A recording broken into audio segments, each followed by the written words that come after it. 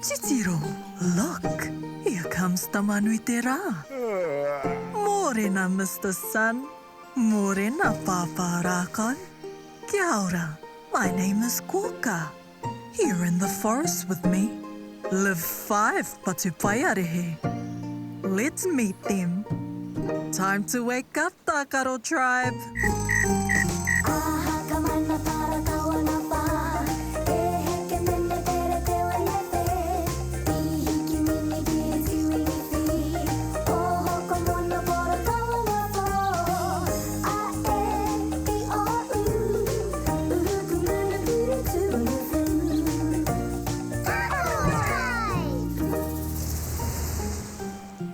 What are you all doing today? O and I are looking at these beautiful puti flowers. Tell me, what colours do you see? There's kōwhai, yellow, and white poroporo, purple. There's kanikani, green too. Here, all. Here's a fiddle, red flower. Waia, wow, wow, wow! Tēnā koutou Ngāti Tākaro. Waia, wow! I have big news. It's Pāpā Rākau's birthday today.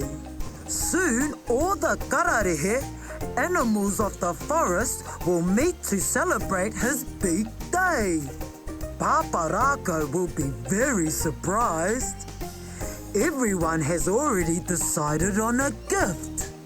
Pāpā Rākau deserves to be celebrated. He loves ornaments to decorate his branches. A whakakai, ornament. Aye, made from things in the taiao, nature. Maybe we could use these beautiful puti flowers. Great idea, all. A puti flower to represent each and every one of you. There's no blue flower. There has to be a blue puti flower somewhere. Maybe you could ask Pāpā Rākau.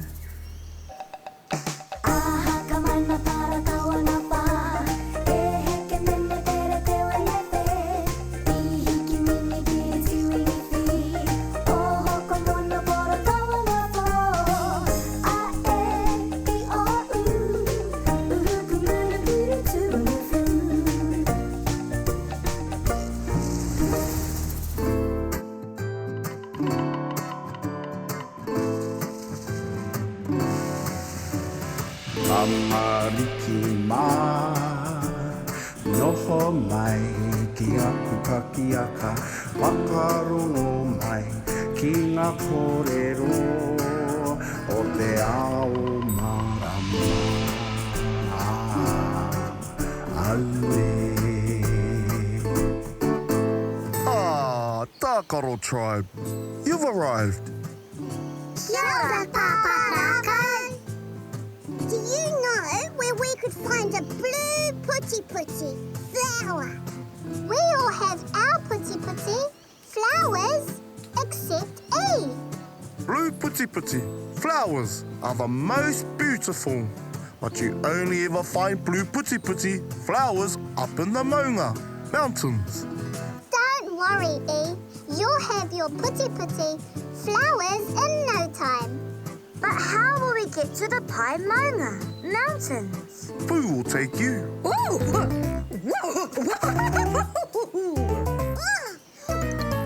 out! Out of the way! Sorry, my friends. The wind was a bit too strong. All aboard Tākaro Tribe. Karakia first, too. E te wānei e hora nei, tēnei te Māori ka whakapiki, ko te Māori o ngā tamariki a tāne māhuta. Te Māori ka puta ki te whaiau, ki te ao marama. Haumi e hui e tai ki e. Haere rā, Ngāti Tākaro. E noho rā, Pāpā Rākau.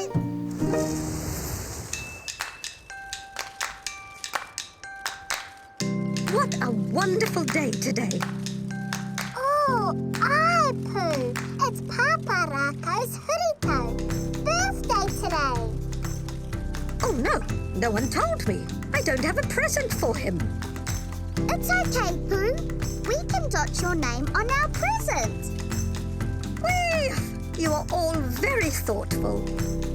Pooh, I see the Paimanga mountains up ahead. Hold on, Tākaro Tribe.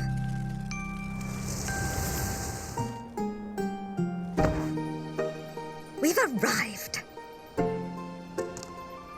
Keep your eyes peeled.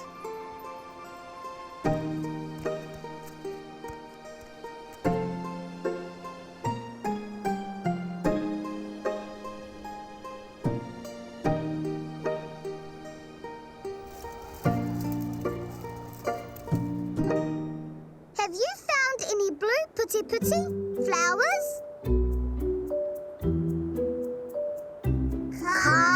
Not yet, I found them. The blue puti-puti flowers are over here. Brilliant job, Tākaro Tribe. Now we can make a wreath from the flowers.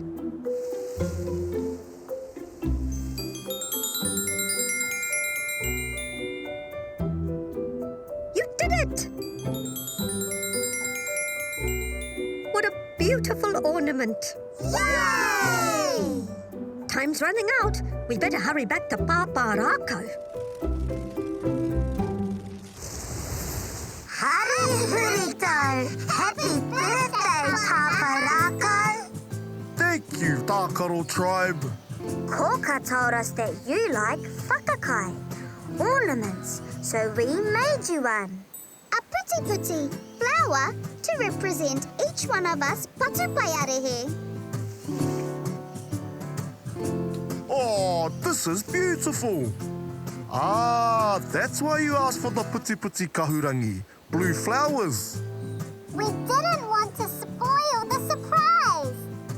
Thank you very much, Tākaro Tribe. Let's celebrate with a song. Kia ora tamariki mā, matika mai. Kia kori tātou, me kori tonu, kia pau tō hau. Mā tenga pakihiwi turi māti wai. Mā tenga pakihiwi turi māti wai. Karu, tāringa waha me teihu. Mā tenga pakihiwi turi māti wai. Mātenga, mātenga, mātenga, whakakia ki te mātauranga. Pakihiwi, pakihiwi, pakihiwi, umaki waho, kia ki te ato ihi.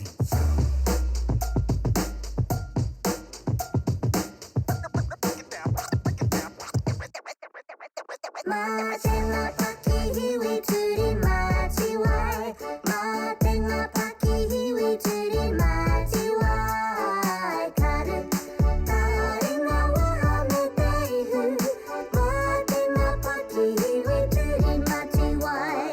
Whatia, whatia, whatia, ringa, ringa pākia, tūri whatia, mati wai, mati wai, mati wai. Kia ni te maira, kia tere te whai.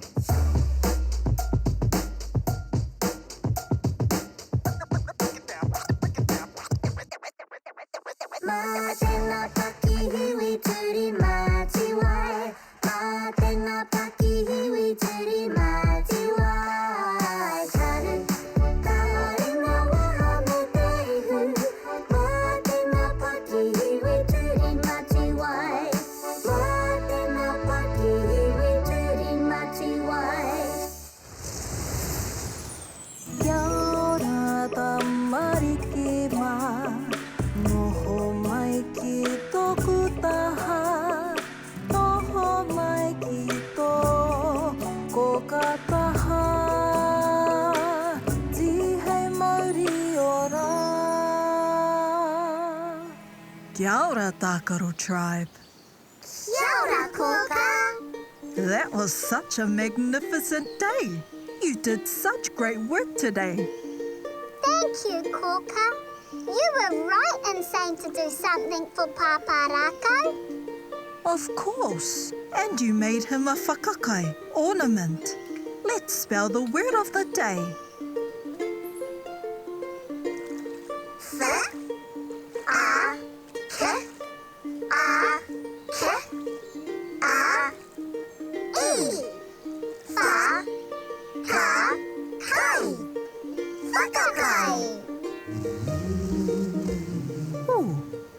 Pāpā Rākau is calling you. See ya, Kōkā. Thank you so much for all your hard work today, Tākaro Tribe. E paia Pāpā Rākau. I think this is my best huritau birthday ever. Yay! Let's hit it with one more waiata. Dance away, ah!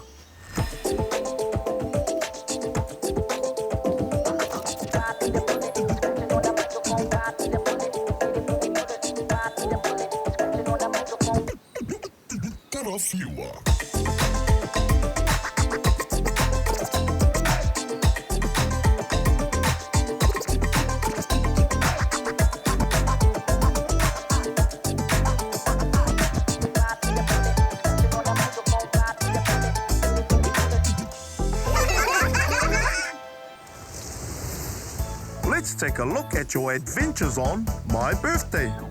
You wanted to make a whakakai, ornament for me, out of colourful flowers that represents each Patupaiarehe in Tākaro Tribe. But there were no blue flowers. You went up into the mountains and found some there. You then made a rainbow-coloured wreath out of flowers and gave it to me for my best birthday ever. You also learned to spell whakakai. Wha-ka-kai. Whakakai. Magnificent job, Tākaro Tribe.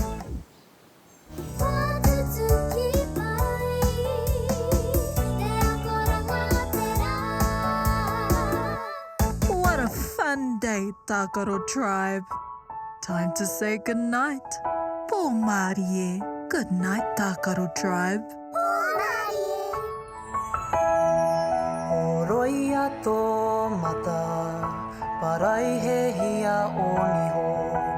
Kuhuna o kakamoe pō Māori e kuhu ki te moenga, takoto iho ki raro.